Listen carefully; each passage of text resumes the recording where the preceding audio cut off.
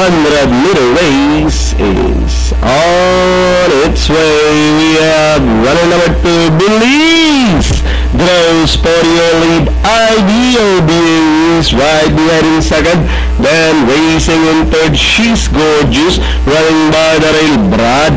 Running in between the runners, Patting Eagle. Then followed by Red Wine. Pag-asa alongside is Echo Mac, and Silver Ridge is the tail-ender as they rounded the 600. Belize still leading the field by our line. Running in second, IDOB. She's Gorgeous moving up. So as runner number 4, Patting Eagle, Brad moving up on the outside.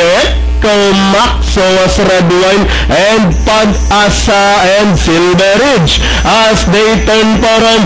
Bunch of horses are fighting out for the lead. Patting Eagle, She's Gorgeous, Brad, then moving up Echo Mac, Red Wine, and down the stretch and nearing the finish line. We have Red Wine moving up in between runners. Echo Mac, Red Wine, Echo Mac, and finally Red Wine, Echo Mac. Then comes Patting Eagle close between She's Gorgeous and number 9, Silver Ridge.